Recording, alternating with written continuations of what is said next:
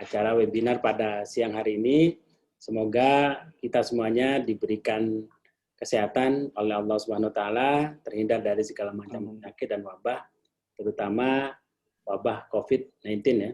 Semoga kita akan terlalu terjaga, imunitas kita selalu dijaga, kesehatan kita.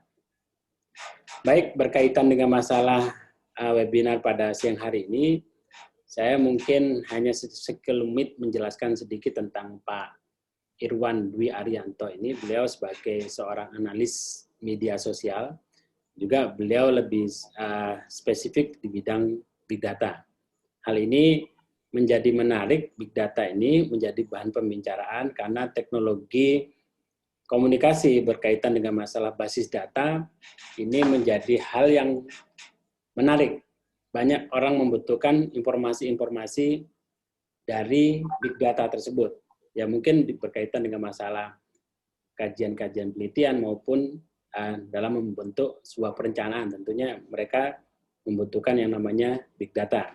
Tidak lepas juga berkaitan dengan masalah kajian-kajian sosial seperti sebagaimana yang dilakukan oleh ilmu komunikasi khususnya secara umum juga media ilmu-ilmu sosial lainnya, di mana ada banyak riset-riset sosial ya yang berkaitan dengan masalah ilmu-ilmu sosial ini, ada berkaitan dengan masalah big data.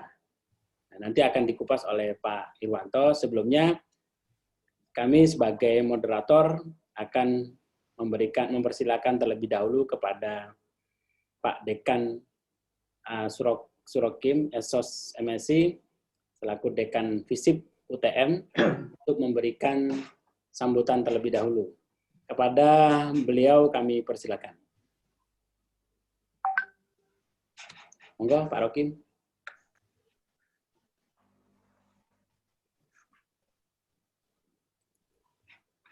Pak Rokim. Suara saya terdengar ya? Monggo ya, Pak Rokim. Terdengar. Halo. Putus-putus tadi, Pak. Suara saya terputus-putus. Halo, halo. Ya. Halo, Pak. Ya, suara saya masih jelas apa enggak? Jangan-jangan jaringan yang di sana. Monggo Pak Rokim. Kita tunggu sebentar.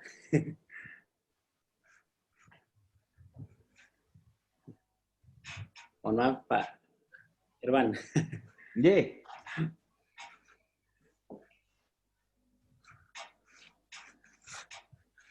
Baik, terima kasih Pak Kolil. Assalamualaikum warahmatullahi wabarakatuh. Waalaikumsalam warahmatullahi wabarakatuh. Selamat siang, salam sejahtera, Om Swastiastu, Namo Buddhaya, salam kebajikan, Rahayu, salam sehat untuk Bapak Ibu semua, para peserta pelatihan riset berbasis Big Data, riset sosial berbasis Big Data yang diselenggarakan oleh Program Studi Ilmu Komunikasi FISIP Universitas Trunojoyo Madura. Pertama-tama atas nama saya menyampaikan terima kasih dan penghargaan yang setinggi-tingginya kepada Pak Irwan, sejawat saya dari Program Studi Ilmu Komunikasi Universitas UPN, Universitas Pembangunan Nasional Jawa Timur, kolega di ISG, kolega Om yang sering ketemu sama beliau dan di mana-mana beliau lari sekarang untuk kajian Big Data bersama Pak Catur. Terima kasih Pak Irwan, di tengah kesibukannya kali ini bisa hadir walaupun secara virtual untuk berbagi ilmu dengan kami, teman-teman di program studi ilmu komunikasi. Yang kedua, terima kasih pada Pak Kolil yang sudah menyiapkan acara ini dari pagi. Pak Kolil tadi mulai memimpin wisuda 2 kali, terus rapid test, terus acara fakultas tadi. Wah, padat acara Kolil. Luar biasa. Semoga saja Pak Kolil baik-baik, dan saya lihat hasilnya tadi rapid testnya ada yang reaktif. Semoga beliau reaktif pada istrinya saja. Betul, Pak. Nah, habis ini saya yang mau tes rapid. Berikutnya, Bapak Ibu sekalian yang saya hormati, saya memandang penting ya, ilmu ini dalam konteks perkembangan ilmu kontemporer saat ini. Jadi riset-riset sosial itu akhirnya mau tidak mau dia harus mengadopsi perkembangan ilmu pengetahuan. Saya sebenarnya sudah menyadari situasi ini itu setahun yang lalu. Ketika ada teman dari Jakarta, kebetulan Mas Wildan itu dulu adik saya di FISIP UTM yang kebetulan di Jakarta, tergabung di dalam company yang berkaitan dengan urusan big data seperti ini. Waktu itu saya ingin ngetes hasil capturean beliau berbasis Google waktu itu. Hasil rekod capturean Google itu ternyata elektabilitas itu persis dengan hasil yang kami dapatkan melalui survei analog, ya, manual di lapangan. Sehingga ada diskusi sekitar 2 jam lebih waktu itu, saya penasaran, kok bisa? Ya, Mas Wildan, bagaimana ini? Ya, kemudian saya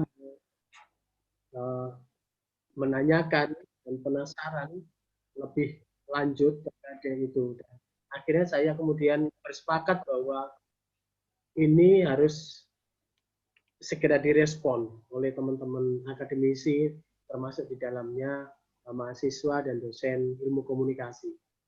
Dan penting bagi saya untuk kemudian lihat fenomena ini, karena ini kan berbasis media ya, yang merupakan layer 2 di dalam realitas itu ya, realitas faktual lalu realitas media. Dan ketika realitas media itu tidak terlalu jauh dengan realitas faktual, berarti sebenarnya media sudah berada pada posisi yang benar. Jadi ini ada misi bagus juga bagi analis big data untuk mendekatkan konstruksi atau realitas media ke dalam realitas sosial. Dalam kepentingan itulah saya menyambut baik kegiatan seperti ini. Saya berharap teman-teman bisa banyak diskusi, eksplorasi dengan Pak Irwan, yang harapan saya nanti bisa menambah kekayaan khasanah kajian ilmu komunikasi berbasis big data. Saya pikir itu yang bisa saya sampaikan pada Bapak sekalian. Terima kasih juga para kolega yang bisa bergabung pada kesempatan siang hari ini. Wabil khusus Pak Derajat, saya menyampaikan salam empati dan kasih yang besar untuk keluarga, khususnya Ibu. Semoga kemudian mendapatkan hasil terbaik dari yang menimpa Ibu. Semoga apa juga yang terjadi di kampus juga akan segera reda dan kita semuanya bisa melewati situasi sulit ini dengan baik. Terima kasih sekali lagi saya sampaikan kepada semua yang bisa bergabung dalam kesempatan ini, Ibu Kaprodi, Ibu Dr. Bani Eka, dan juga saya hadir ini Bu Alivia, Bu Dinara, Bu Hana, semuanya yang tidak bisa saya sebut satu persatu. Selamat mengikuti pelatihan metode sosial pada semoga Bani Eka pengetahuan yang bermakna dan berguna bagi kita semua. Dengan memohon rahmat dan ridha Allah Subhanahu wa taala, mengucap bismillahirrahmanirrahim, dengan ini acara pelatihan riset sosial berbasis big data yang diselenggarakan oleh program studi ilmu komunikasi FISIP UTM secara resmi saya nyatakan dibuka. Terima kasih. Billahi taufiq wal hidayah. Wassalamualaikum warahmatullahi wabarakatuh. Waalaikumsalam. Waalaikumsalam warahmatullahi wabarakatuh. Terima kasih kepada Bapak Surokim SOSMSI sebagai Dekan FISIP UTM yang telah menyampaikan dan telah membuka acara pada siang hari ini. Kami ucapkan juga terima kasih kepada seluruhnya yang telah ikut serta. Selanjutnya, biar tidak memperpanjang waktu, saya persilakan kepada Pak Irwan untuk menyampaikan ide-ide berkaitan dengan masalah Big Data, terutama berkaitan dengan masalah analisis media sosial ini. Analisis kajian-kajian tentang analisis penelitian berbasis Big Data. Kepada Pak Irwan, waktu dan tempat kami persilakan. Terima kasih. Izin Pak Rokim. Assalamualaikum warahmatullahi wabarakatuh. Terima kasih atas kesempatannya. Langsung saja, waktu sudah semakin berjalan. Karena kalau kita bicara masalah pelatihan tentang Big Data, itu sebetulnya lebih enak kalau offline.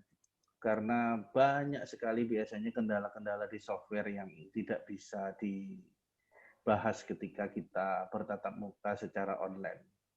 Tapi karena kondisi memang demikian, kita coba untuk menyajikan, saya izin untuk screen share. Oke, sudah kelihatan ya, riset komunikasi, big data media sosial ya.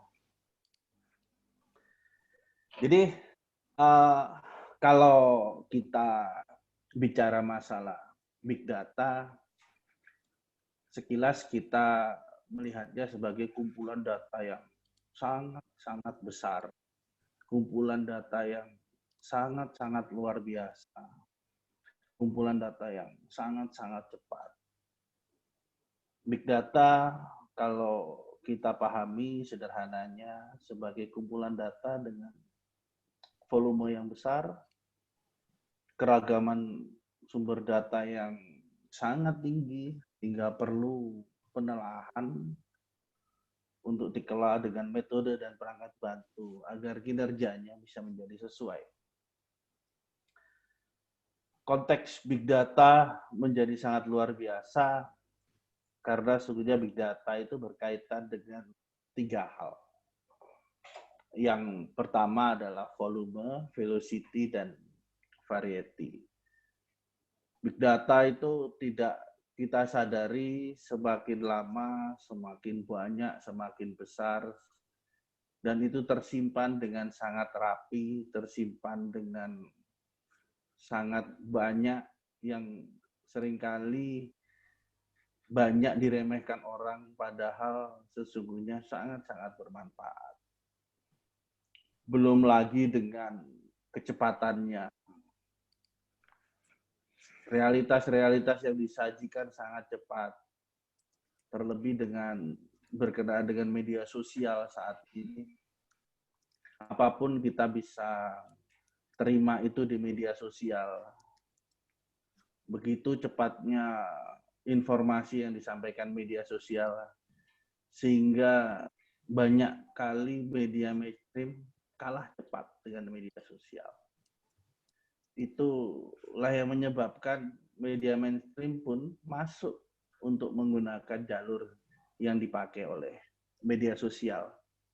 Dan itu kita pakai dalam keseharian. Belum lagi dengan variety-nya, varietasnya, banyak ragamnya.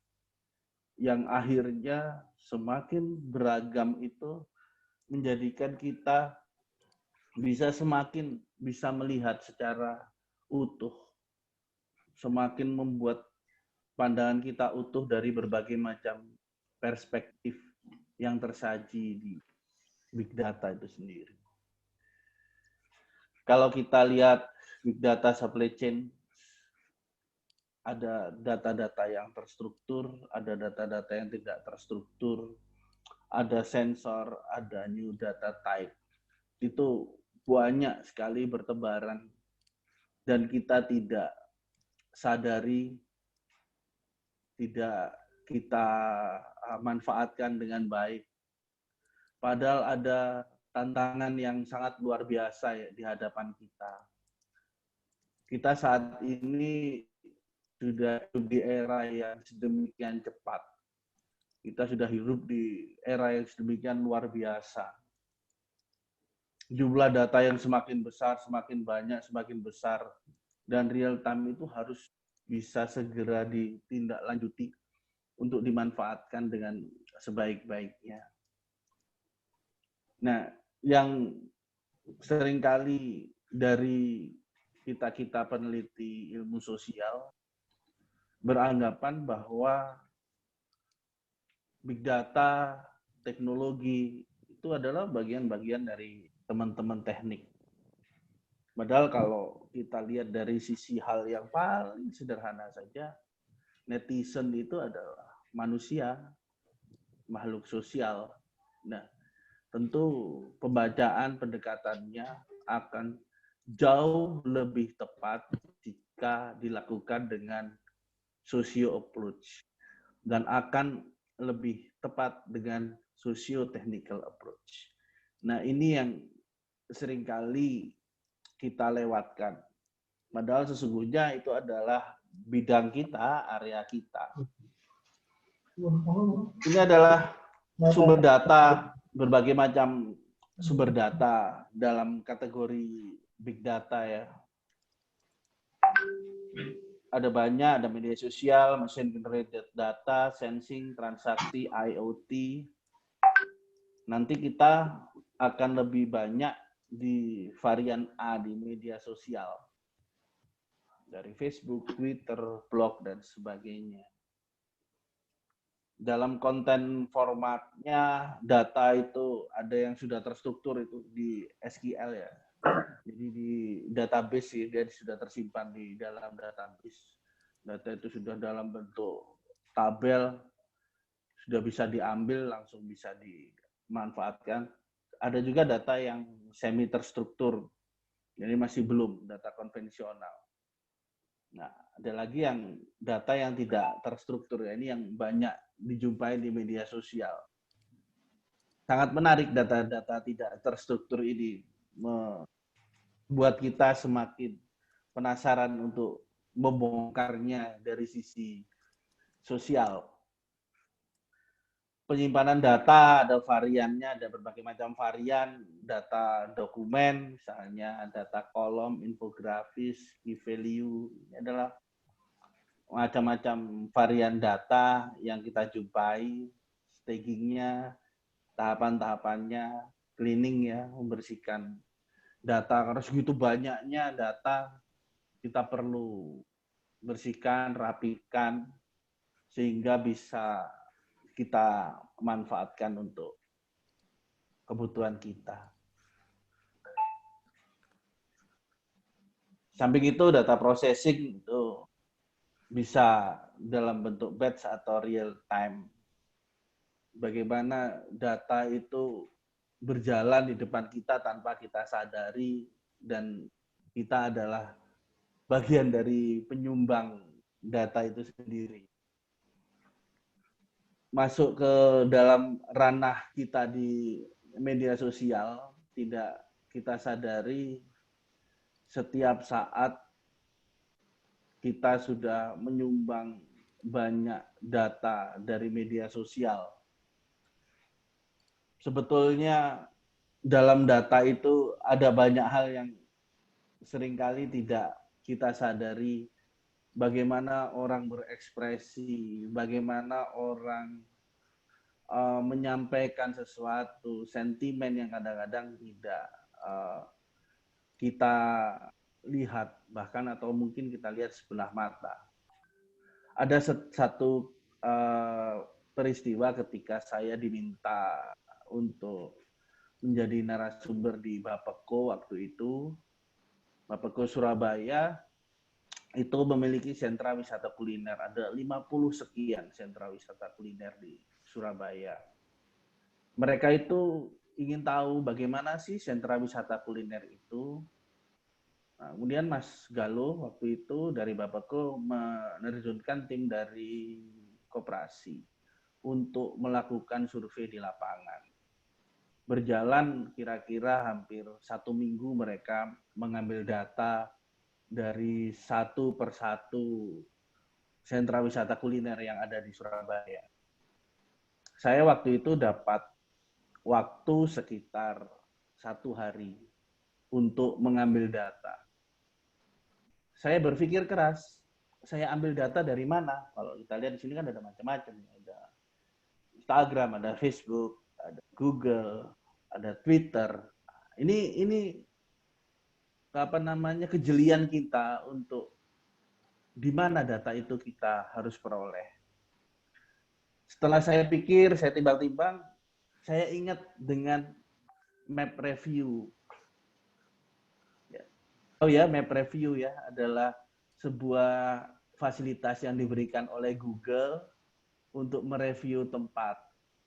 Dan banyak orang-orang yang mendedikasikan dirinya sebagai map reviewer. Dia sampai dapat bintang 5, dia sudah sangat valid dalam memberikan informasi dan tidak sekedar memberikan informasi. 1 hari itu saya mining data dari Google Map Review. Akhirnya saya bisa menjabarkan bahwa dari sentra wisata kuliner yang dimiliki oleh Surabaya ada 44 yang aktif.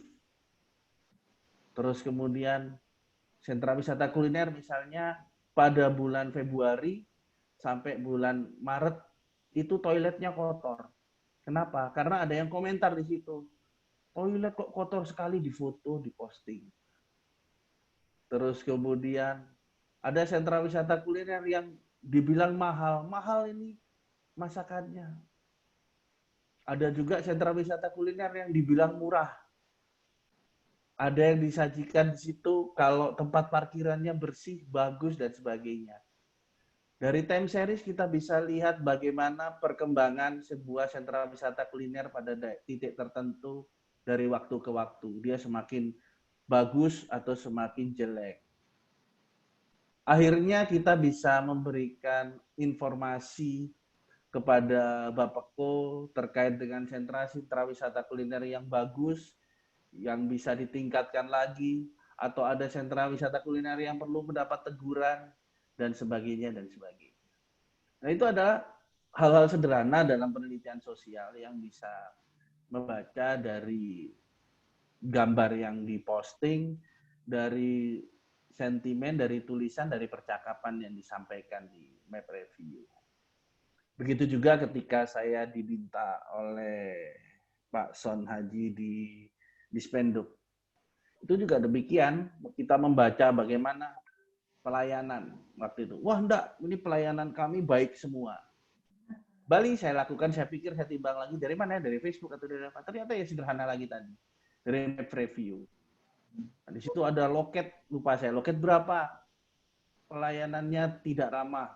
Orangnya cemberut, kelihatannya lagi ada masalah di foto, di posting.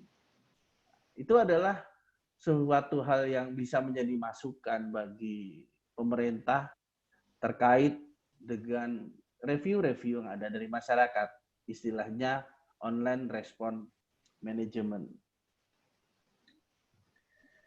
Nah, fenomena big data di Indonesia itu saat ini mayoritas sayangnya itu masih menjadi penikmat ya, konsumen dalam big data. Bahkan kita cenderung dimanfaatkan tanpa kita sadari. Padahal harusnya kita bisa memanfaatkan resource yang sangat luar biasa ini sedari dini sehingga kita bisa membaca banyak hal. Yang awal-awal mulai mengumpulkan ini adalah Google dengan Google Big Table-nya dan Facebook. Yang kemudian berkembang. Nah, bagaimana kita dari sisi ilmu sosial? Social data science, ya, social computing big data, saya lebih suka di situ. Kita itu beruntung sebagai ilmuwan sosial menerima perangkat, menerima alat dari teman-teman kita di fakultas atau Fasilkom ilmu komputer yang sudah menyiapkan banyak hal sehingga kita bisa melakukan pembacaan, kita bisa melakukan riset big data ini. Dengan misalnya kita mempelajari machine learning-nya, kita bisa lihat bagaimana perilaku, misalnya digital activism di media sosial, natural language processing, bagaimana terus kemudian kita bisa mendapatkan data sesuai dengan kebutuhan kita untuk memecahkan permasalahan. Bagaimana kita bisa melakukan online eksperimen dan sebagainya. Tinggal bagaimana kita melakukan pendekatan, desain penelitiannya, metode dan manajemen datanya. Sehingga kita bisa memanfaatkan big data itu dengan benar. Apa sih manfaatnya big data? Ada beberapa hal. Yang pertama, kita bisa memahami demografi khalayak. Di media sosial itu banyak hal yang bisa kita baca, jenis kelamin, usia, pendidikan, pekerjaan, lokasi dan sebagainya. Dari situ kita bisa bercerita banyak hal, kita bisa mengulas banyak hal. Terus kemudian bagaimana kita bisa memahami respon khalayak dari siapa, dari Twitter misalnya, siapa yang paling banyak men-tweet, siapa yang paling berpengaruh, siapa yang memiliki teman-teman yang berkualitas atau agent factor misalnya. Sehingga kita bisa menjadi dasar dalam pengambilan keputusan atau kebijakan. Dan bahkan kita bisa memprediksi. Contoh kemarin dalam penelitian Omnibus Law, itu setelah kita mining dari Twitter, tiba-tiba kita itu melihat ada aktor-aktor gemuk yang tidak biasa, aktor-aktor kuat yang tidak biasa. Kalau kita lihat sekarang itu kan aktor relasi kuasa kan tidak seperti dulu. Kalau kekuasaan itu dulu kan berdasarkan jabatan, kelembagaan, dan sebagainya. Kalau di era digital ini kan kekuasaan menjadi berbeda. Atta Halilintar misalnya dengan followernya sekian puluh juta, powerful-nya seperti itu. Begitu juga dengan yang lain. Bahkan tidak kita sadari, adik-adik mahasiswa itu powerful-nya luar biasa. Aktor relasi kuasanya luar biasa. Nah, kembali di Omnibus itu, pada saat kita melakukan penelitian itu, kita temukan di tanggal 6 dini hari waktu itu dianalisis. Ternyata ada digital activism dari akun-akun TikToker, gamer, K-pop, dan sebagainya. Dan mereka powerful luar biasa. Dan melakukan, dalam analisis percakapan, melakukan bagaimana dukungan-dukungan terhadap turun ke jalan dan sebagainya. Sehingga di detik itu pula kita sudah bisa langsung memastikan bahwa besok pasti demonya sangat luar biasa. Sangat besar. Dari mana kita tahu? Ya, tadi kita bisa lihat aktornya, klasternya, densitas klasternya, kekompakan klasternya, struktur jaringan utuhnya. Kita bisa melihat digital activism mereka. Kita bisa melihat bagaimana percakapan mereka, mereka saling mendukung. Hati-hati kakak ya, stay safe, pakai masker, jangan lupa bawa hand sanitizer dan sebagainya. Sangat menarik, sangat luar biasa. Kita bisa melakukan prediksi dengan sangat cepat. Itu pula. Hal yang menjadi dasar kita, yang pertama adalah siapa sih sekarang yang tidak punya handphone? Siapa sih sekarang yang tidak punya sosial media? Semua punya. Semua bermain di media sosial. Artinya akan ada banyak data. Kalau kita dari internet live stats, dalam 1 detik, ya, tadi pagi ini saya update, 1 detik itu ada 9.244 tweets yang dikirim dalam 1 detik. Bayangkan, kita dapat cuitan 9.244 tentang banyak hal. Tentang beragam hal. Bisa tentang politik, tentang harga. Kemarin saya diminta dari pos, pengen tahu bagaimana sih JNE, JNT, Ninja.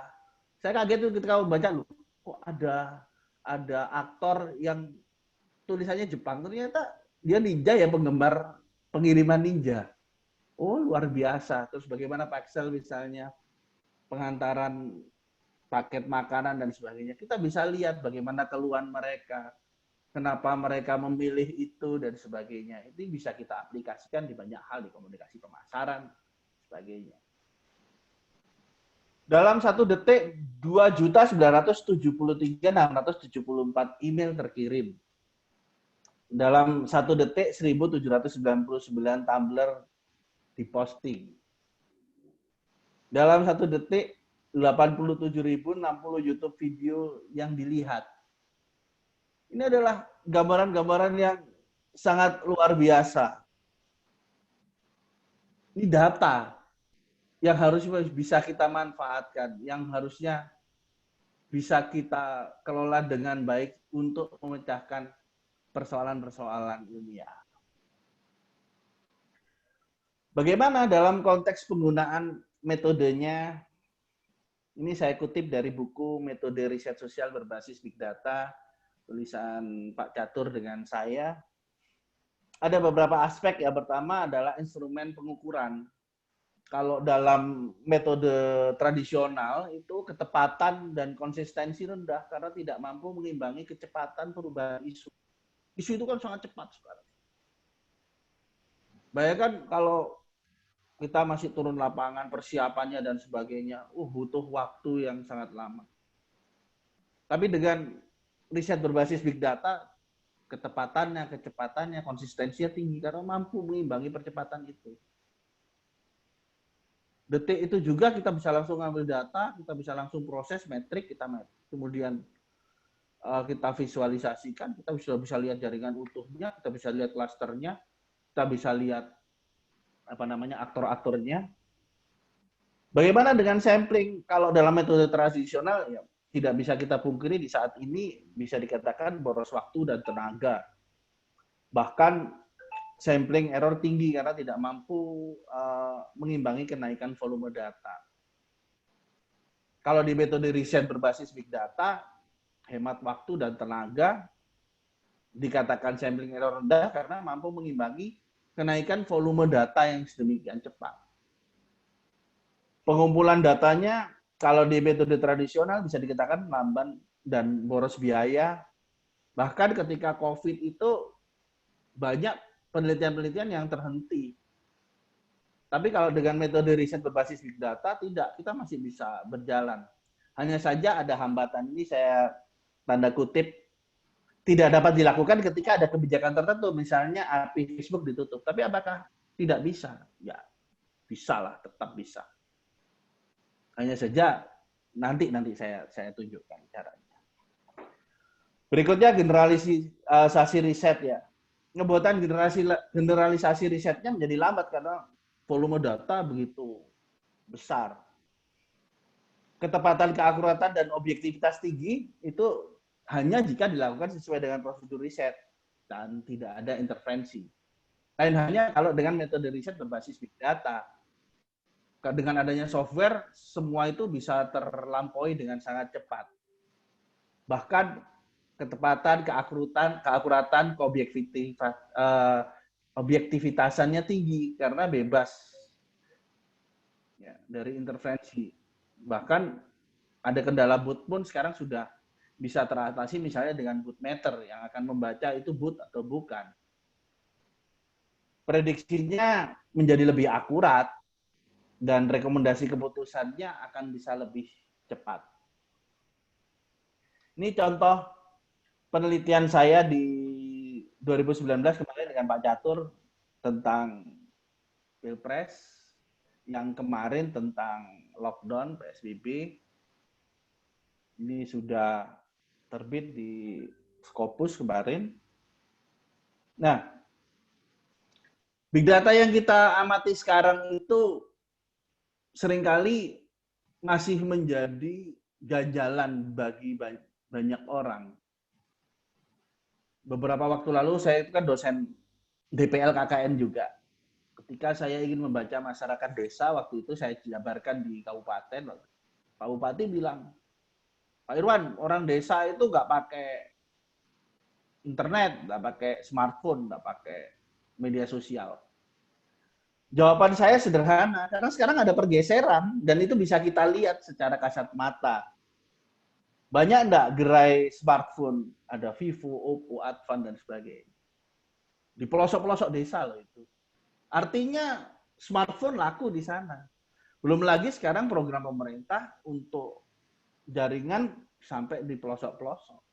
Memang kegemaran mereka dalam menggunakan media sosial berbeda. Di desa nggak pakai Twitter, mereka nggak kenal Twitter.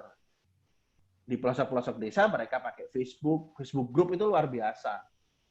Contoh Facebook Group di Kabupaten Blitar, itu di 22 kecamatannya itu ada keterwakilan Facebook Group. Artinya kita bisa membaca kecamatan di Kabupaten Blitar itu dari Facebook Group tersebut. Belum lagi suara online sosial media itu sangat berpengaruh. Kita kenal ada banyak hal. Umbrella misalnya, Arab Spring misalnya. Nah, ini yang tidak kita sadari bahwa kita itu sebetulnya adalah digital labor. Kita adalah bagian dari digital labor. Digital labor yang bagaimana? Yang ini, yang free, yang gratis. Nah, ini yang harus kita pahami. Oke, ini untuk pengantar sebelum kita masuk ke aplikasi, mungkin ada diskusi atau langsung saya masuk ke bagaimana kita memining data, bagaimana kita mengolah data.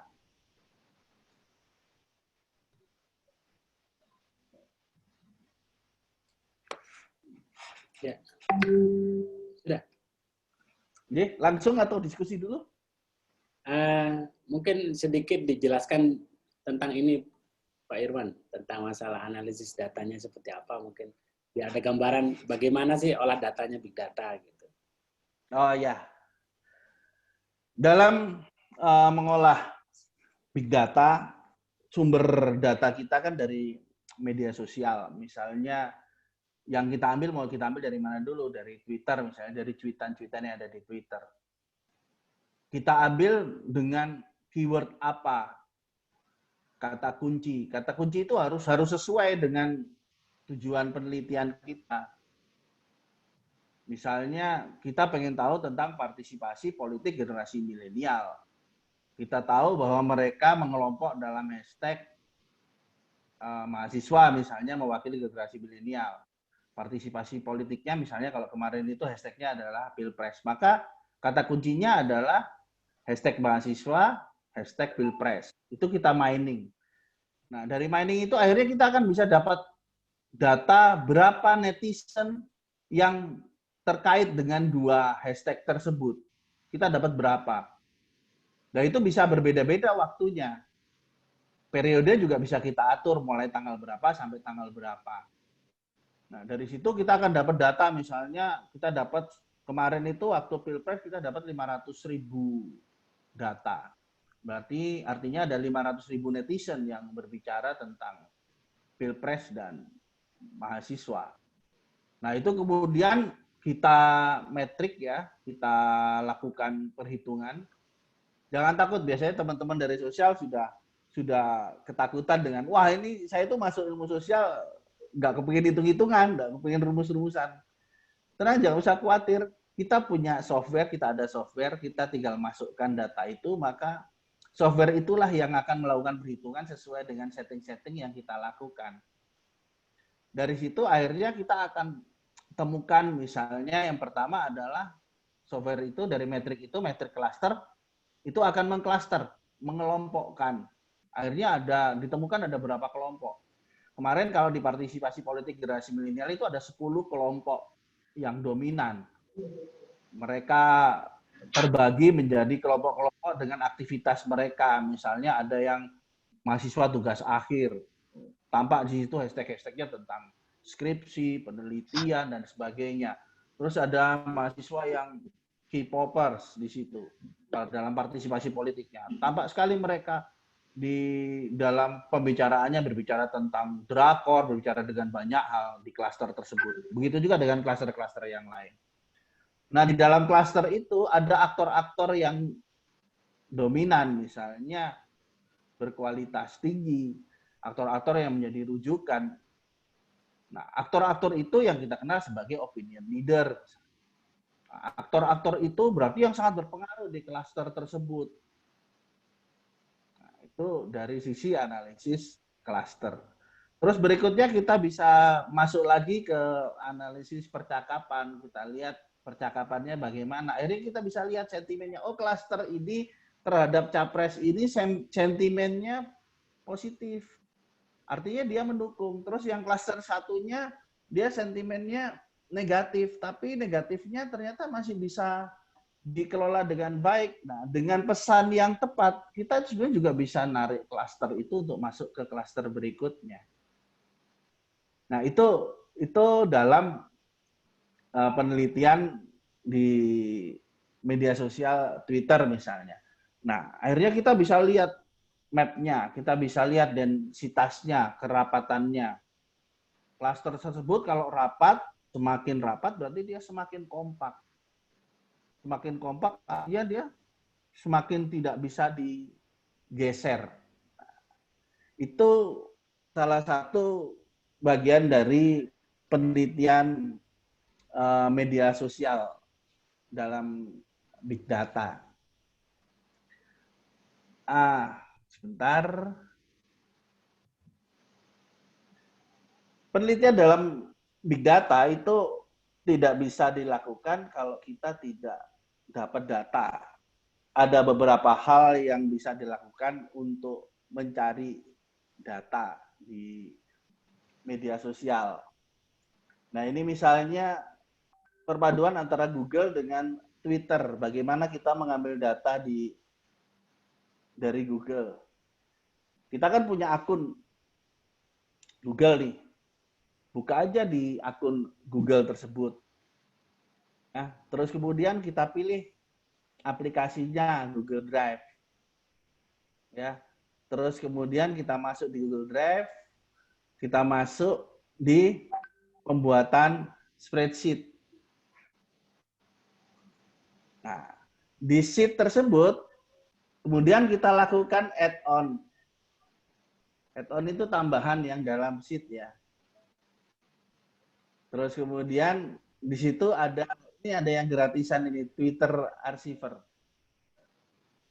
Jadi ada banyak hal, ada yang berbayar, ada yang gratis. Untuk belajar kita pakai yang gratis. Nah, kemudian kita pasang add-on itu di spreadsheet kita yang ada di akun kita. Kemudian kita jalankan ini Twitter Archiver-nya. Ya, kita create rule-nya bagaimana, yang kita ambil apa, menggunakan hashtag apa.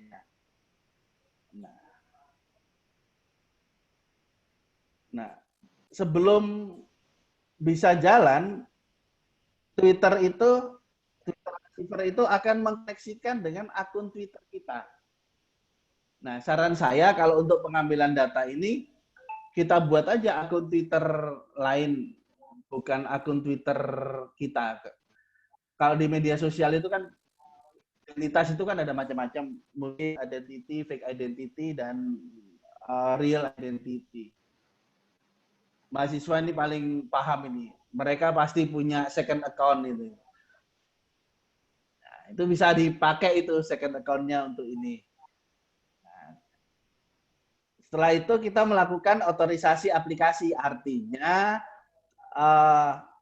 Twitter Archiver itu diperbolehkan untuk mengambil data dari akun kita. Sudah sukses ini, berarti kita sudah bisa melakukan proses itu. Sekarang tinggal kita create rule-nya. Nah, ini ada kan suruh berbayar, yang ini upgrade premium. Nah, ini kita pilih yang tidak berbayar dulu untuk latihan. Kemudian kita tulis ini, misalnya ini Ini keyword apa tadi yang saya sampaikan. Kita ingin tahu tentang isu apa, maka keyword apa yang relevan tentang itu. Nah, kemudian filternya apa yang retweet dan replies. Sudah kita jalankan, dia akan terus mengambil data ini. Nah, ini tuh, sudah misalnya ini di pojok ini sudah ada 706 didapatkan.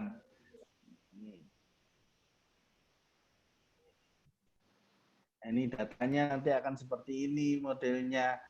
Kita akan peroleh data percakapannya, data tweets-nya, data lokasinya, dan sebagainya, bahasanya, dan sebagainya. Ini bisa diakses di digitalinspiration.com produk. Nah, ini cara kita memperoleh data ya.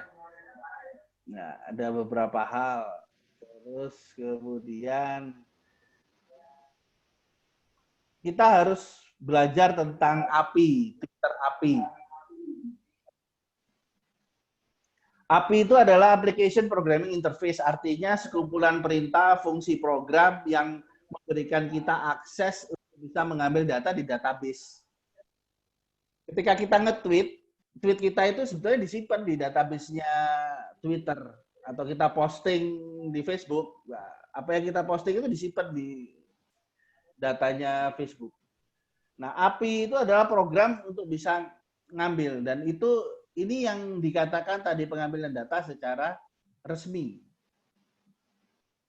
Masuk aja di developer.twitter.com, itu kemudian kita buat. Nah, ini pelatihannya agak susah ini Mas, kalau Zoom gini. Sebenarnya enaknya kita di ruang kayak keempat itu di ruang komputer, kita bareng-bareng, kita praktek satu persatu. Ini ya biar ada bayangan nanti kalau kita mau praktekkan.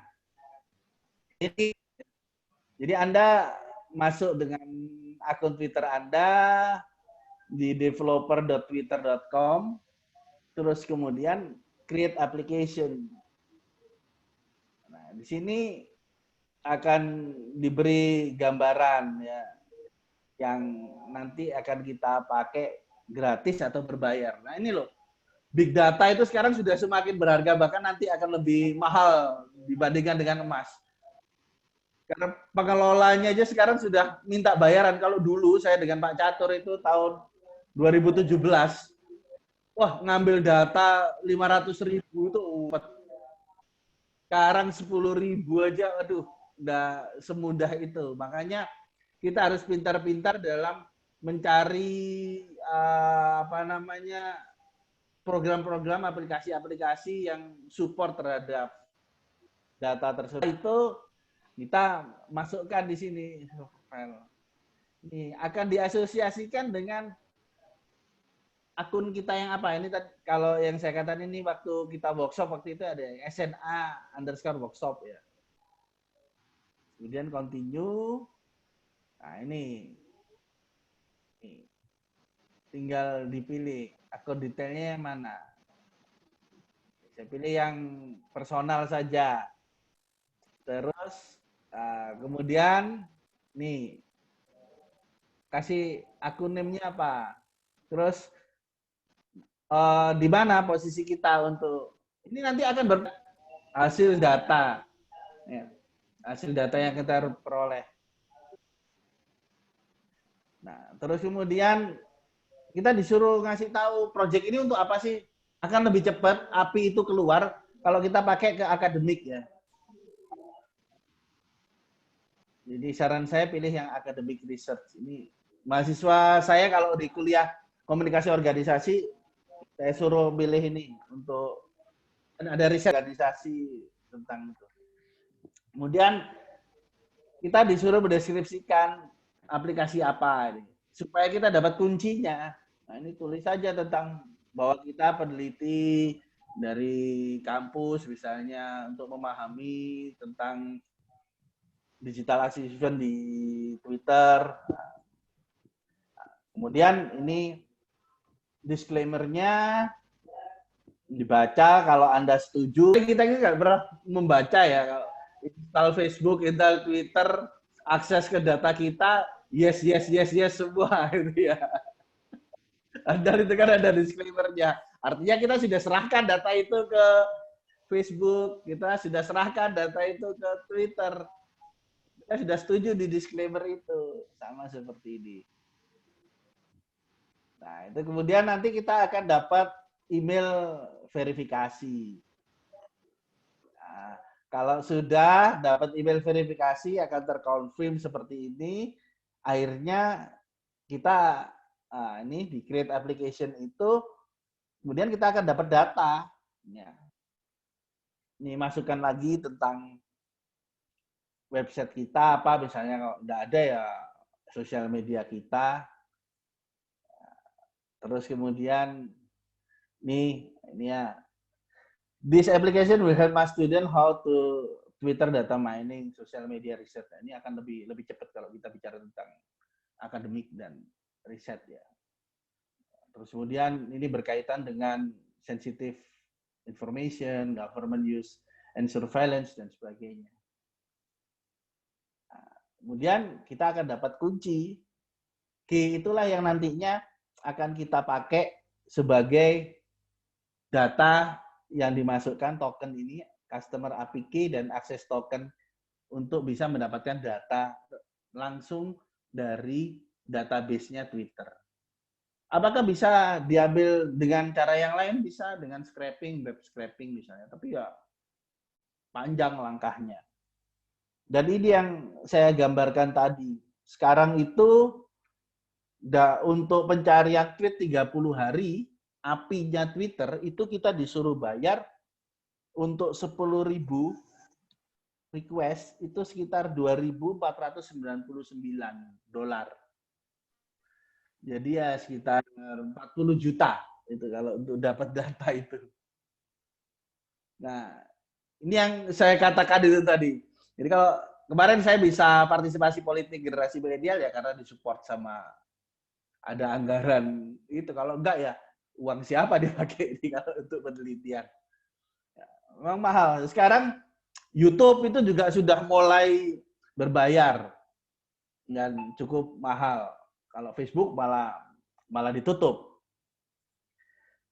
Terus selain itu kita juga bisa pakai nih text with Twitter. Ini di websitenya text.hawksy.info. Ini juga kita bisa dapat data Twitter ya. Nih. Kemudian kita pilih aja ini teks yang 61. Nah, ini nanti akan dikopikan, ini akan keluar ini setelah kita pilih akan masuk ke spreadsheet kita. Ini hampir sama seperti tadi. Nah, ini kita tinggal masukkan kata kuncinya. Jadi penelitian big data itu selalu terkait dengan kata kunci, isu dan sebagainya. Terus nanti waktu dan sebagainya. Terus kemudian pembatasan jumlah netizen. Bisa dibatasi jumlah netizennya. Kita hanya ambil 10.000 bisa, kita hanya ambil 5.000 bisa. Terus kita ambil dari tanggal berapa sampai tanggal berapa.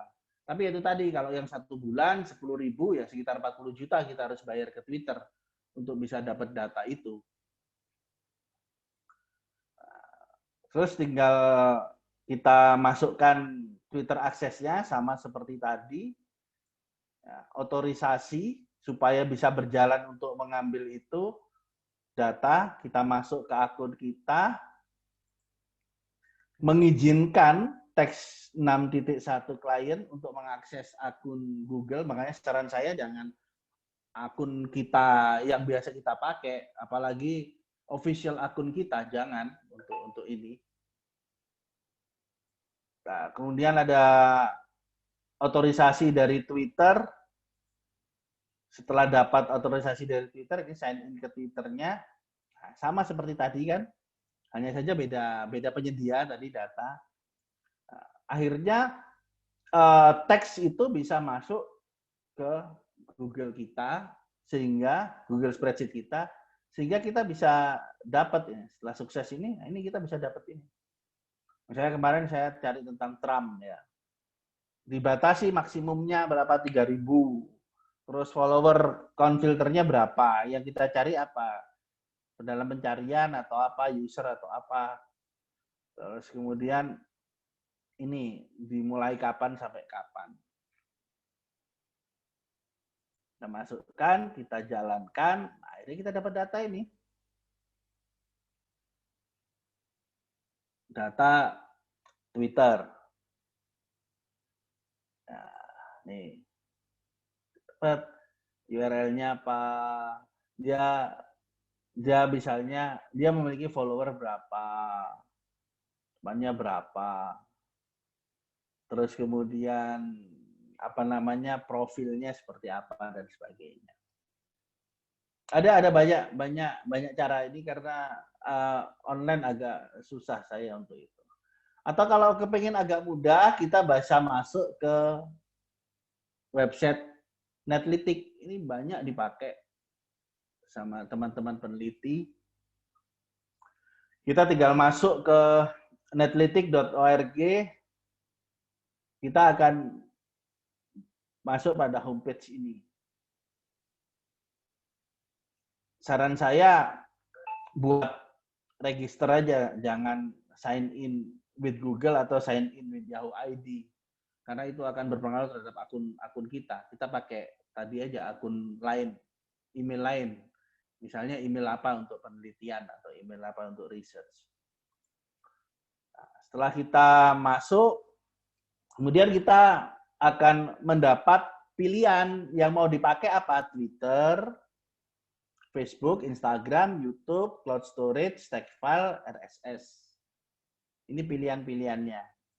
Cuman sekarang Facebook sama Instagram ditutup kan API-nya. Tidak terbuka. Nah, tinggal kita pilih. Nah ini Facebook sejak tanggal 1 Juni 2018 mengubah API-nya sehingga tidak bisa diakses. Nah,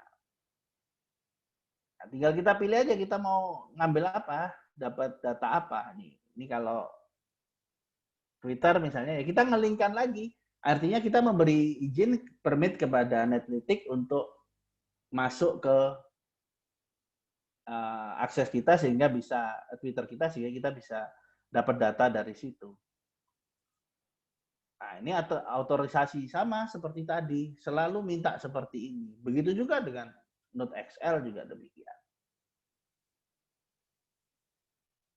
Nah, ini kemudian akan menerima data ini. Sekarang tinggal datasetnya kita pakai apa? Kita punya ada 3 izin dataset. Tinggal kita dapat ini nanti.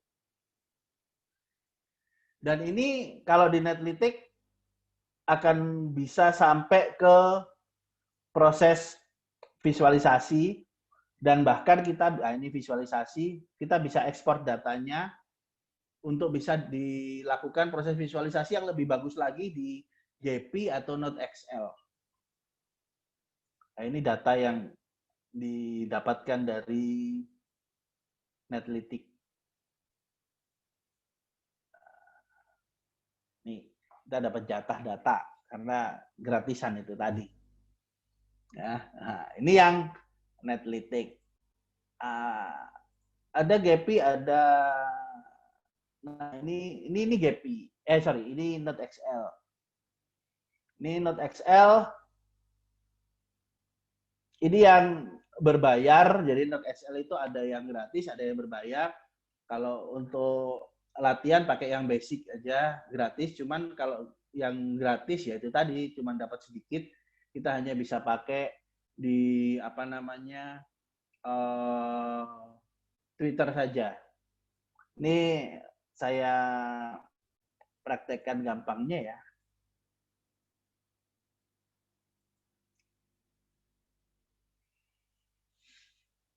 Ini NoteXL. Ada banyak macam, nanti kita bisa NoteXL, bisa GPI, bisa ini ada GPI. Saya yang paling banyak saya pakai itu Notes dan GPI.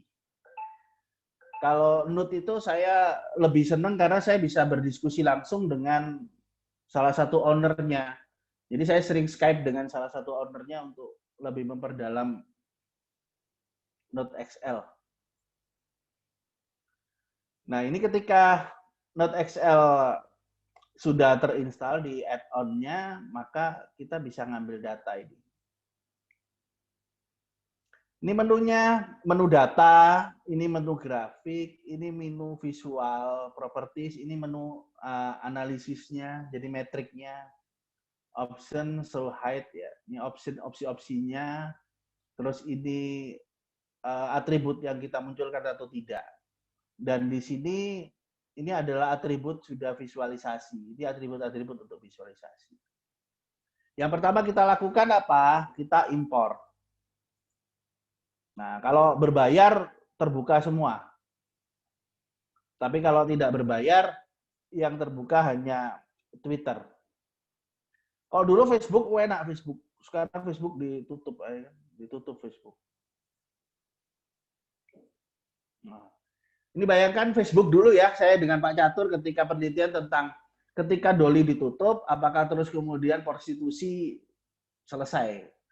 Nah, kita lakukan penelitian di Facebook group yang berisikan tentang prostitusi online. Akhirnya ketahuan ini.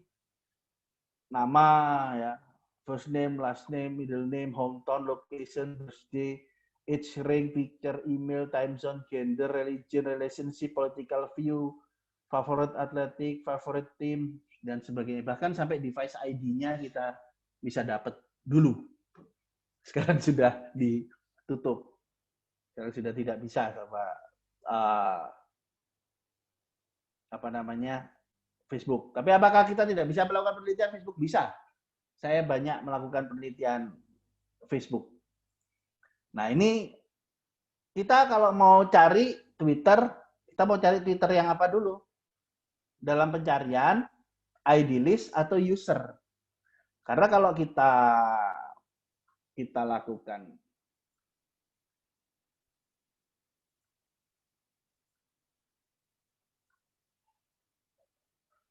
nah, ini kan Twitter kan seperti ini. Pencarian itu berarti dari sini kita cari seperti ini. Kayak kemarin saya baru neliti ketika lagi banyak pembicaraan isu tentang Papua Barat, saya ambil kata kuncinya West Papua or Papua Barat. Terus kemudian saya teliti yang paling banyak digunakan pakai pembicaraan di Twitter itu bahasa Indonesia, bahasa Inggris, bahasa Spanyol atau bahasa apa, ada hasilnya. Ini berdasarkan pencarian atau berdasarkan akun. Ini tinggal kita lihat aja misalnya yang lagi ini isu apa yang menarik di sini misalnya tentang apa. Kita sedang butuh data apa misalnya. DPRD misalnya. Tulis aja di sini import Twitter search DPRD.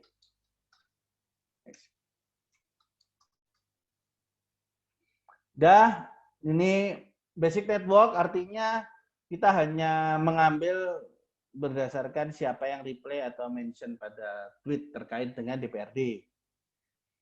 Kalau basic network plus friend agak lambat, nanti lama yang nanti tidak selesai-selesai. Saya ngambil data YouTube video network untuk coronavirus Indonesia Malaysia itu 14 hari. Jadi komputer ini tidak mati 14 hari ngambil data. Itu baru ngambil data. Visualisasinya itu 5 hari baru selesai.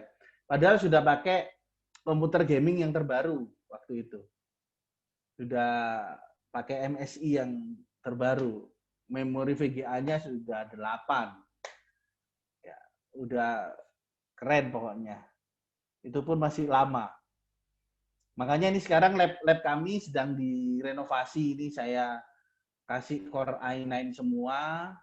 Terus kemudian memorinya kita perbesar. Terus grafiknya kita tingkatkan kompatibilitasnya sehingga pengambilan data dan visualisasinya akan bisa lebih cepat. Nah, ini tinggal kita batasi. Misalnya berapa 5.000 tentang DPRD. Diambil. Nah ini kalau ada datanya banyak, kalau kita tanpa API, kita gratisan, kita akan berhenti tiap berapa menit. Ngulang lagi, berhenti lagi, berhenti lagi. Tapi kalau yang bayar 40 juta tadi langsung cepat.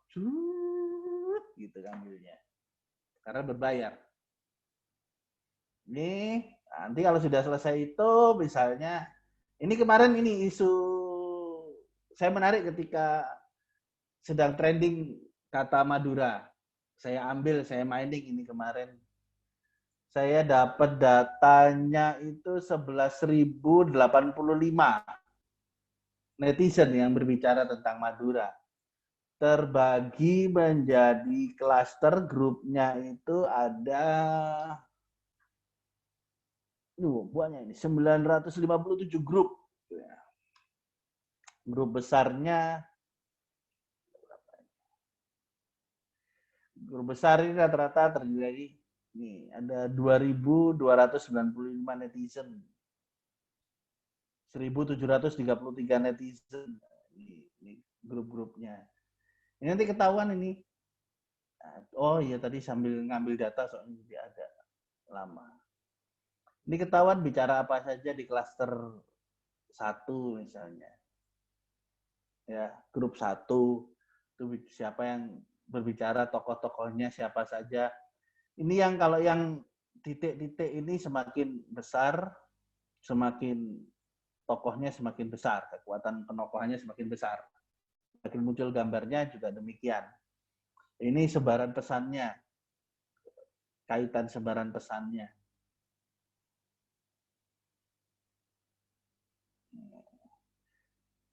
Ini misalnya yang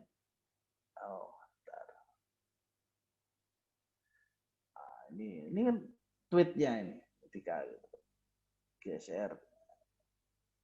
Nah, tweetnya yang disampaikan apa saja, oleh siapa, dan misalnya ini kita klik kanan, kita pengen tahu langsung datanya.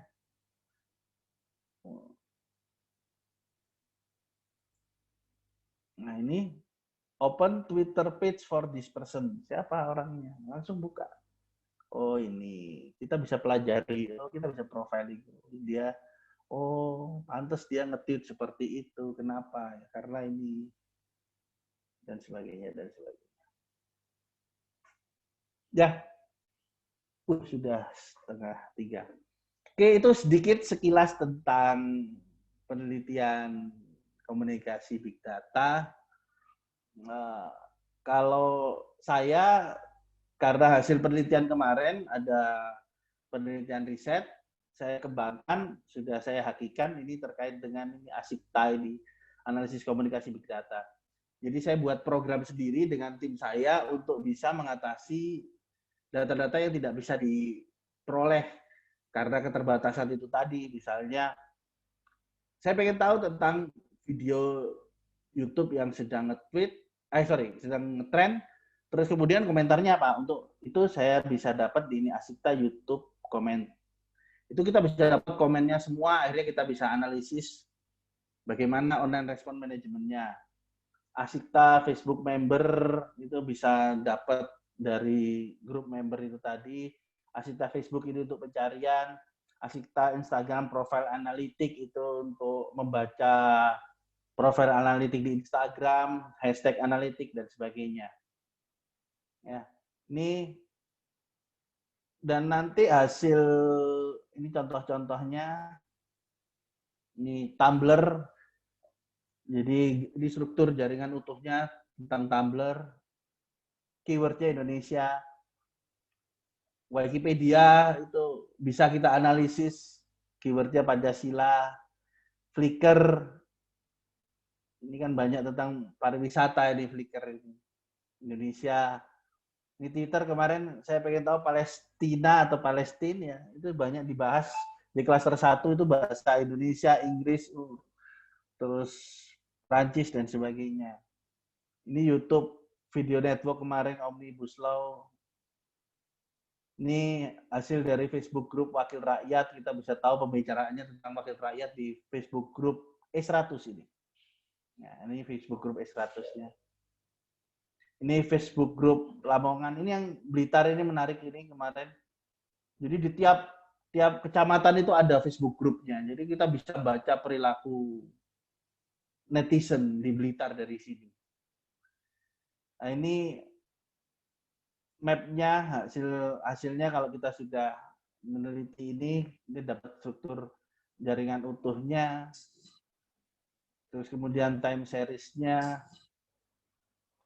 terus kemudian ini pengambilan datanya dapat berapa, mulai kapan sampai kapan periodenya, tipe datanya seperti apa. Ini overall metriknya dari perhitungan tadi. Vertis ini jumlah netizennya, ini hubungannya, duplicated hubungannya, total hubungannya sekian dan sebagainya.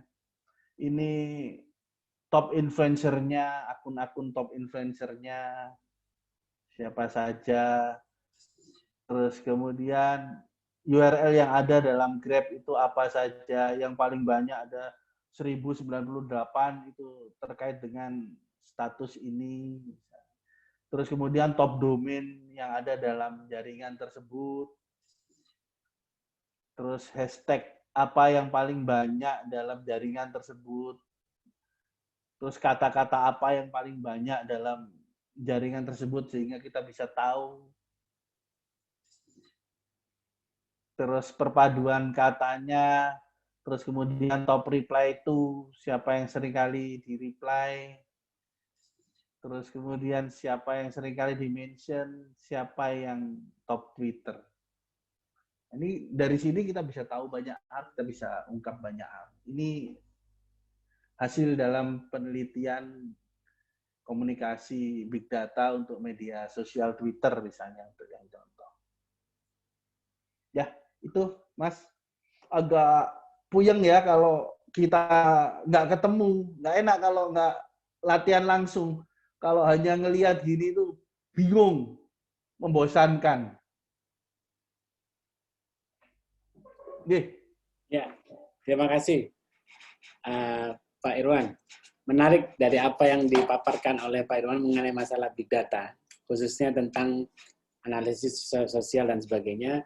Ini tentunya ada beberapa hal yang menjadi pertanyaan-pertanyaan oleh peserta tentunya berkaitan dengan masalah big data. Monggo dari sini saya buka termin pertama untuk 3 penanya kepada peserta. Silakan yang mau bertanya bisa langsung atau bisa melalui media chat-nya. Silakan yang mau bertanya. Mohon maaf kalau terlalu cepat, ya agak susah kalau udah praktek langsung itu agak susah karena kita ilmu terapan itu memang harus praktek, Pak. Jadi memang ilmu terapan ini nggak bisa cerita orang mau belajar naik motor ini cuma diceritakan ini gas, ini kopling, tapi nggak pernah naik motornya. Jadi hanya tahu ceritanya aja gitu. Monggo, ada yang mau menanyakan berkaitan dengan masalah big data atau mungkin cara penganalisisannya atau mungkin bagaimana, tadi udah dikupas sedikit ya dari awal. Tentunya ini big data ini luas ya, mungkin analisis sosialnya bisa jadi ke ekonomi, ke sosial media, ke yang lain-lain juga, politik, terutamanya urusan-urusan polling ini big data ini sangat diperlukan ya. Apalagi usaha juga ini untuk membaca demand-nya itu seberapa, itu big data juga sangat penting sekali gitu. Termasuk beberapa analisis ini dia berani mengungkapkan karena dia sudah menyimpan data. Karena data ini kan sudah fix, gitu. Tidak berdasarkan ramalan-ramalan yang tidak ada jelasnya datanya dari mana. Kalau ini sudah jelas, jadi akan memperkuat dalam memberikan statement atau memberikan argumen kita terhadap media publik. Monggo, ada yang mau ditanyakan, silakan. Ini tadi dari Muhammad Aulia. Widiansyah. Pak mau bertanya apakah soal mining data ya, data mining ini ya. Apakah tidak rawan disalahgunakan oleh pihak lain yang tidak bertanggung jawab. Sambil nunggu yang lain mungkin Pak Irwan monggo sambil ditanggapi pertanyaan tersebut tentang data mining ini. Ya, sekarang itu kan kita sudah masuk ke network society, kita masuk ke dunia jaring yang global, tipis sekali antara public dan private. Itu pun hanya berdasarkan setting yang ada di aplikasi. Dimanfaatkan atau tidak dimanfaatkan data itu sebetulnya terkait dengan kemampuan kita dalam media literasi, internet literasi. Pintar-pintarnya kita, pemahaman kita tentang bagaimana kita berbagi di sosial media. Terkait dengan kebocoran data dan sebagainya sudah banyak. Cambridge Analytica itu jelas kelihatan sekali bagaimana data di Facebook itu dimanfaatkan untuk kepentingan politik. Tapi sebetulnya apakah kemudian Facebook dapat dituntut? Tidak. Karena ketika kita menginstal Facebook, sebetulnya kita sudah diperingatkan oleh Facebook di disclaimer-nya. Setuju apa enggak? Bahkan ketika kita akses, ini sederhana aja ya. Contoh misalnya, ketika kita install aplikasi tertentu, kemudian aplikasi itu minta kita mengakses ke root folder yang ada di handphone. Artinya sudah semua terakses. Saya kalau dapat aplikasi seperti itu, ya nggak akan saya install. Kalau saya menyetujui itu, artinya saya mengizinkan aplikasi itu untuk membongkar semua isi yang ada di HP saya. Artinya ya semua sudah hilang, privasi saya sudah saya serahkan. Jadi rawan tidaknya disalahgunakan oleh pihak lain, ya, karena itu adalah bagian dari konsumsi kita, bagian dari produksi kita. Sekarang kita itu kan prosumer ya, kita produsen dan konsumer. Jadi berhati-hatilah dalam bermedia sosial. Makanya kalau di Twitter saya itu kan berbijaklah di media sosial. Karena apa yang kita share itu sebetulnya adalah bagian dari apa yang ada pada diri kita. Sadar atau tidak kita sadari.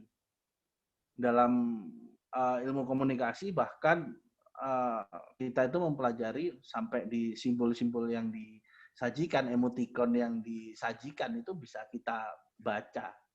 Nanti pendalamannya lagi di etnografi, wah lebih keren lagi. Lebih dalam lagi, lebih asik lagi. Bisa tahu perilaku pemilih misalnya grup apa. Wah ini wes pasti ini wes pasti ini. Ini akan belanja barang ini pasti ini. Dan etnografi sangat bisa kebaca. Jadi itu ya, rawan tidaknya oleh pihak yang tidak bertanggung jawab sekarang akan semakin rawan karena ilmu ini semakin berkembang. Orang akan semakin banyak tahu dan diberitahu. Karena penyedia database big data pun juga pengen datanya laku. Makanya Anda itu akan dirangsang. Misalnya kalau di Twitter kan apa yang ingin Anda tweet. Sudah dirangsang seperti itu Anda. Di Facebook juga apa yang ada dalam pikiran Anda. Kita itu sudah dirangsang untuk ngisi data. Ya itu tadi kalau di slide saya terakhir. Digital labor tapi yang free. Nah, makanya jangan mau yang jadi free. Makanya jadilah orang yang memanfaatkan. Mahasiswa komunikasi itu luar biasa. Dasar ilmu sosiologi, psikologi, mau macam-macam. Anda bisa baca banyak hal itu dari big data. Anda bisa manfaatkan banyak hal. Tuh, ya. Pak. Ada lagi pertanyaan dari Muhammad Arianto. Dia mengatakan mengenai permasalahan API. Untuk Facebook kan sudah ditutup API-nya, tapi kenapa masih bisa di mining, Pak? Ya, API itu adalah tadi program yang mengizinkan kita langsung masuk ke database. Database itu adalah bagian dari yang private pada sebuah website. Sedangkan yang di luar itu adalah misalnya data yang tampak. Sekarang mining dengan software, dengan mining dengan tidak software misalnya. Anda membaca, Anda melihat, Anda mencatat. Itu termasuk mining apa enggak?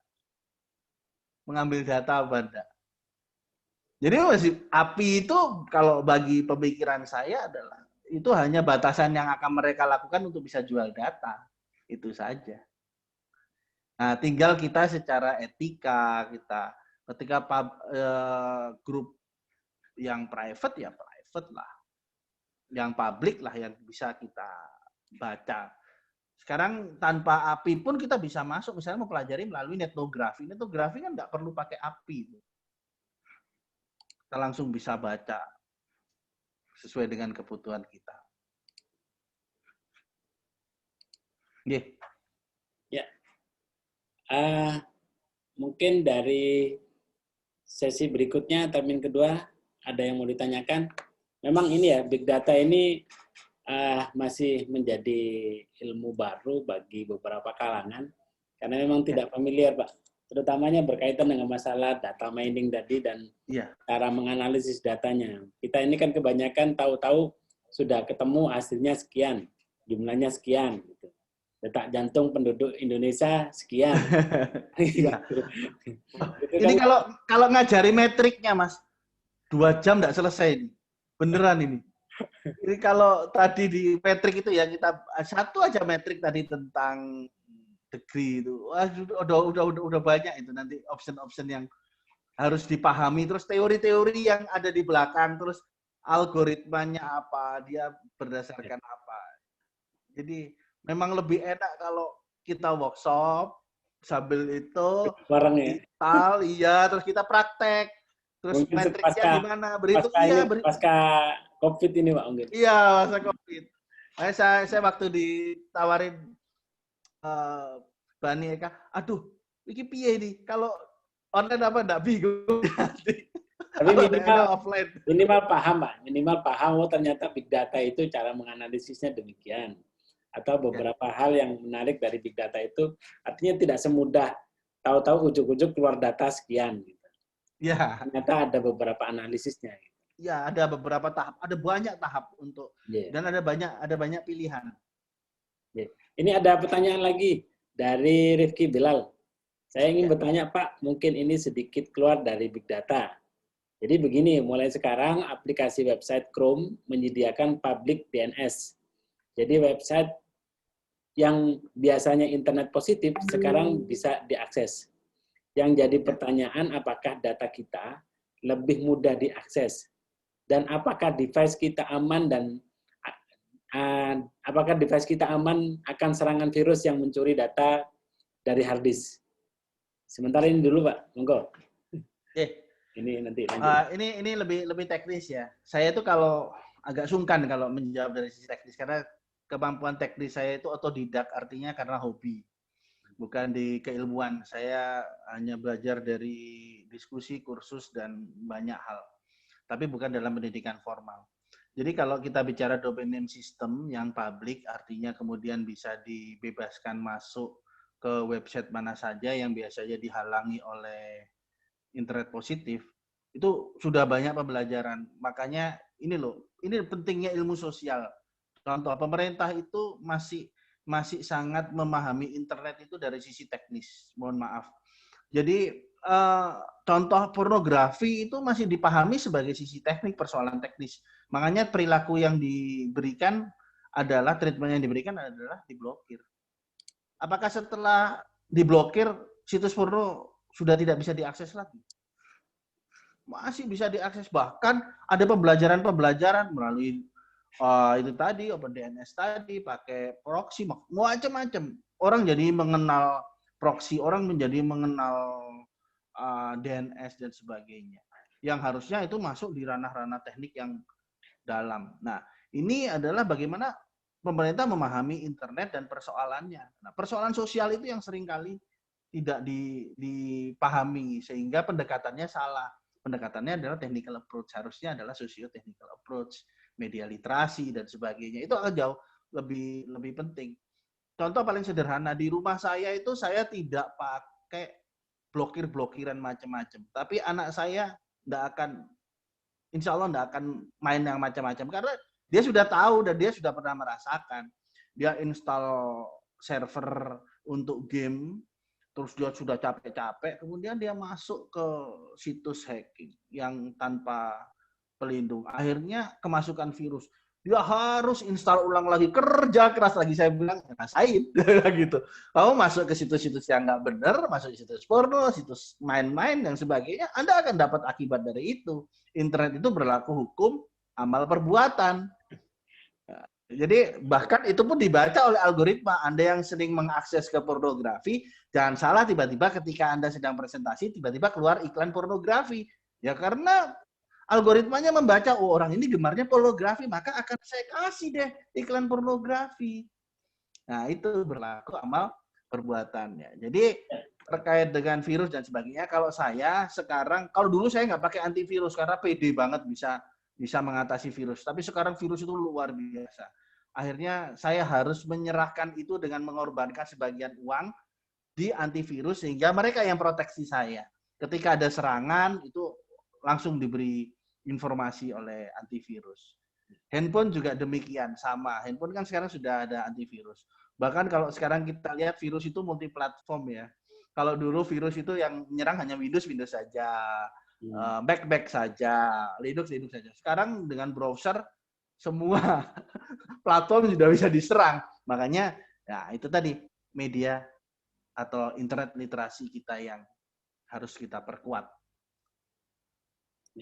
Ya harus hati-hati berarti Pak ya. Ini data. Ya tetap harus hati-hati. Data kita ini artinya nggak harus yang merasa iPhone merasa dia bebas, terus Android ini nggak bebas, Windows nggak bebas, belum tentu. Sekarang ini sudah browsernya sudah bisa masuk ini datanya. Ya, saya pun agak pemikiran saya itu nggak tahu agak aneh. Jadi karena saya sudah terbiasa dapat data yang aneh-aneh dalam digital activism.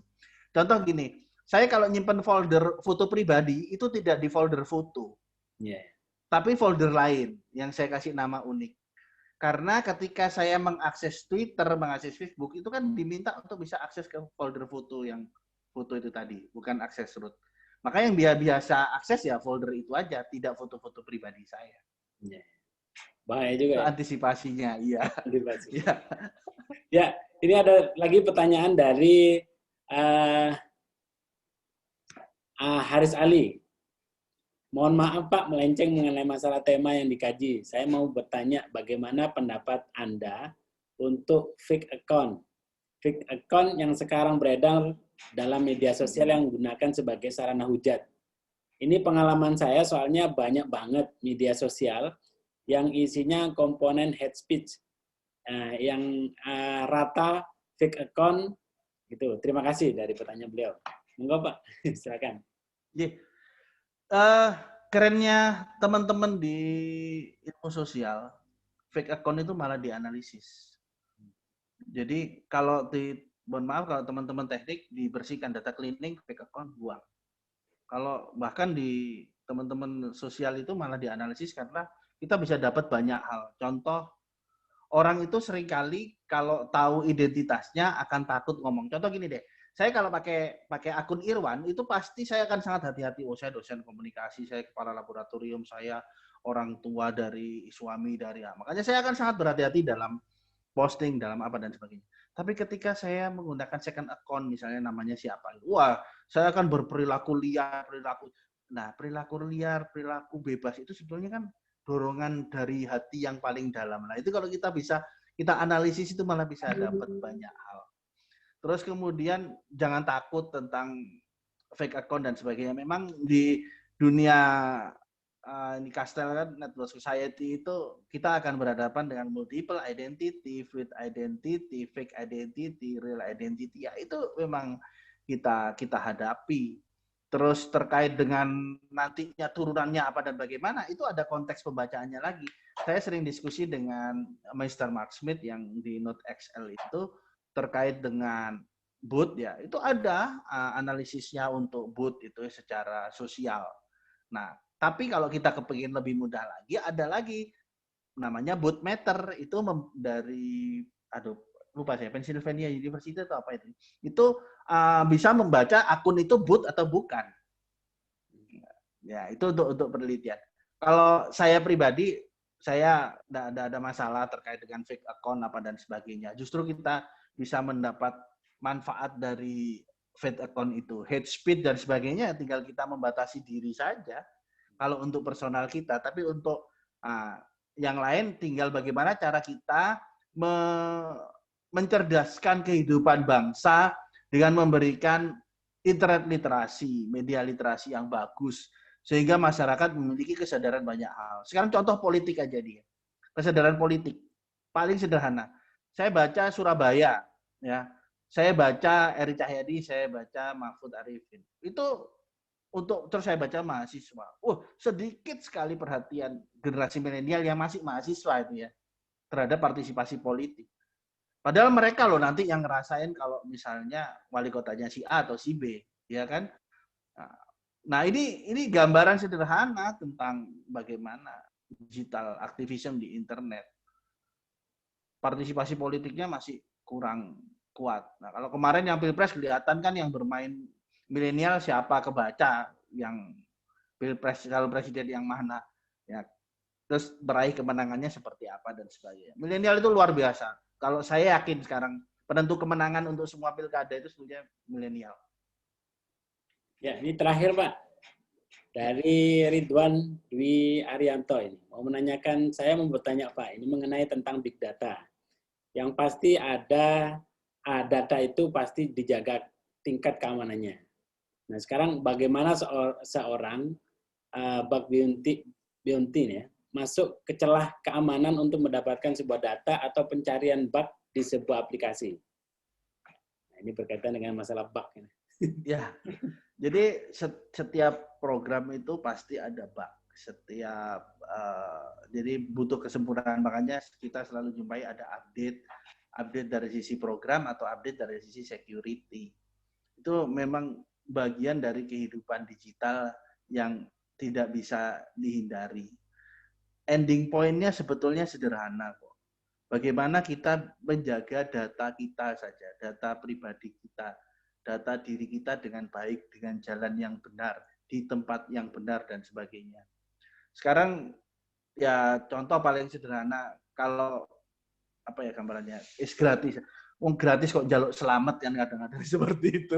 Istilahnya seperti itu. Ya, program yang gratisan itu biasanya program yang masih uji coba, artinya bug-nya itu masih sangat banyak. Artinya celah keamanannya itu masih sangat lebar. Ketika kita mempercayakan keamanan kita di sisi itu, ya sudah, berarti kan kita pasrah dengan yang sudah kita sadari bahwa itu celah bug-nya sangat tinggi.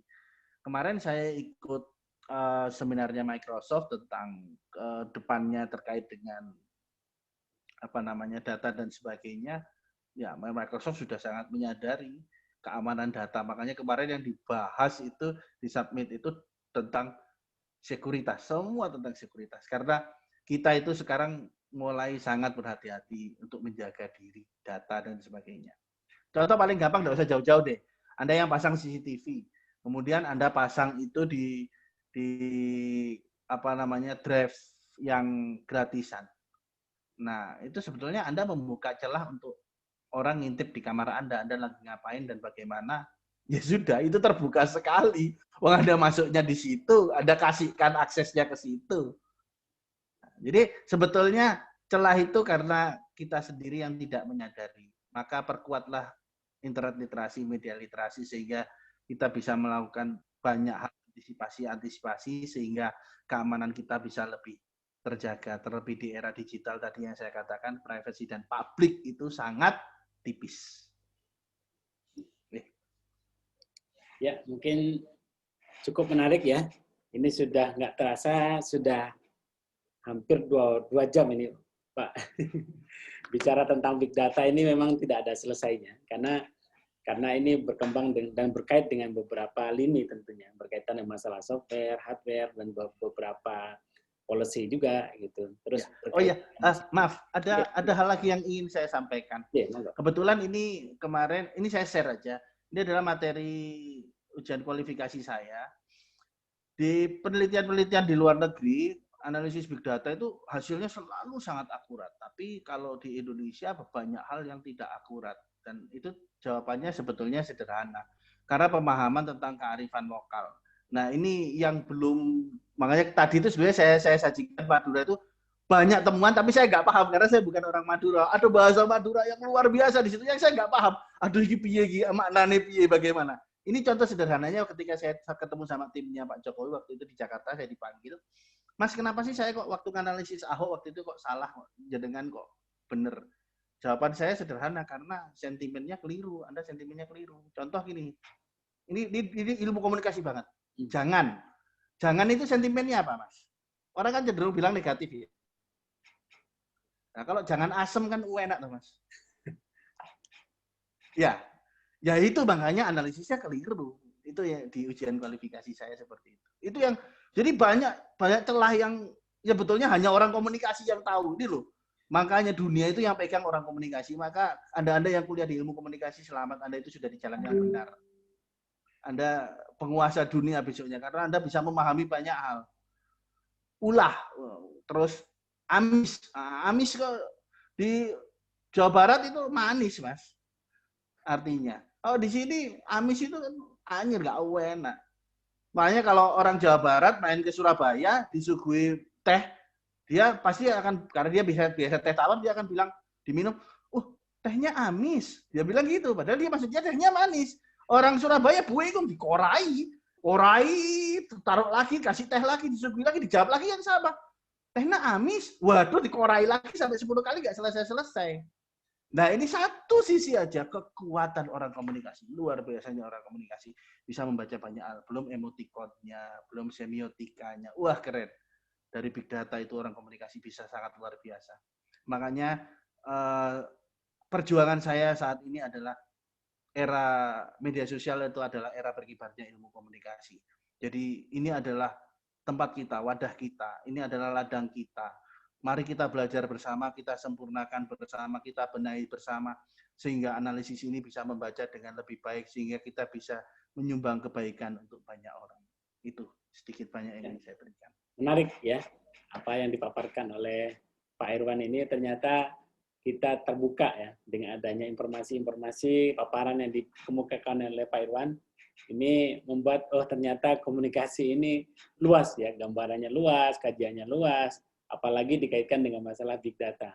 Ya, ini saya sangat berterima kasih atas diberikannya kesempatan oleh Pak Irwan untuk bisa kami semuanya bisa ikut kuliah ini ibaratnya ini. Dapat ilmu sharing lah, Mas. Saya juga masih belajar ini. Dapat ilmu yang banyak ini. Meskipun ini sebagian Pak Irwan ini berdasarkan apa istilahnya otodidak, tapi otodidaknya positif ya. Nah, ini namanya merdeka belajar ini. Merdeka belajar, betul. Merdeka belajar ini. Soalnya kan namanya merdeka belajar itu kan harus betul-betul kita belajar mandiri. Ya ini bisa kita simpulkan masing-masing ya. Saya rasa mungkin kalau kita simpulkan sendiri nanti saya takutnya salah malahan. Jadi apa yang nanti bisa dilihat kembali karena ini sudah di live streamingkan di YouTube visit channelnya ya, visit TV-nya nanti bisa cek di ini kalau misalnya masih kangen dengan Pak Irwan apa yang telah dipaparkan oleh Pak Irwan nanti bisa dilihat kembali di video yang sudah dikirim di YouTube. Ini sangat berterima kasih saya kepada Pak Irman, terutama lagi kepada rekan-rekan yang semuanya yang telah sudi ya datang, maksudnya secara online, meskipun secara online nanti ini tentunya ada banyak informasi. Mungkin dengan begini kita bisa saling ada gesekan ilmu, mungkin ya ada bergesekan ilmu. Tadi pertanyaan-pertanyaan juga ternyata ada kata-kata yang menarik di situ yang dimunculkan. Mungkin ini dari kami juga sebelum kami undur diri, kami mohon maaf yang sebesar-besarnya, terutamanya kepada Pak Irwan, yang mungkin takutnya nanti ada beberapa hal yang mungkin kurang berkenan. Saya juga mohon maaf, dan buat kawan-kawan semuanya, rekan-rekan mahasiswa dan sebagainya, saya juga berterima kasih atas partisipasinya yang telah ikut dari awal sampai akhir. Mungkin ini yang bisa kami sampaikan. Saya ucapkan terima kasih ya kepada Pak Iwan sekali lagi. Mungkin cukup dari kami. Wabillahi taufiq wal hidayah. Assalamualaikum warahmatullahi wabarakatuh. Waalaikumsalam warahmatullahi wabarakatuh. Insya Allah kita sambung lagi dalam posisi luring Pak Irwan. Iya, memang harus praktek. Kalau nggak praktek, aduh. Betul. Kasihan orang kepraktek aja kemarin yang di Hotel Bumi itu misalnya laptop ya. Yeah. Kondisi laptop kan beda-beda. Ketika diinstal ada yang berhasil, ada yang tidak. Terus kemudian ada yang memorinya kurang. Standar requirement-nya kan beda-beda. Wah, akhirnya nggak pas.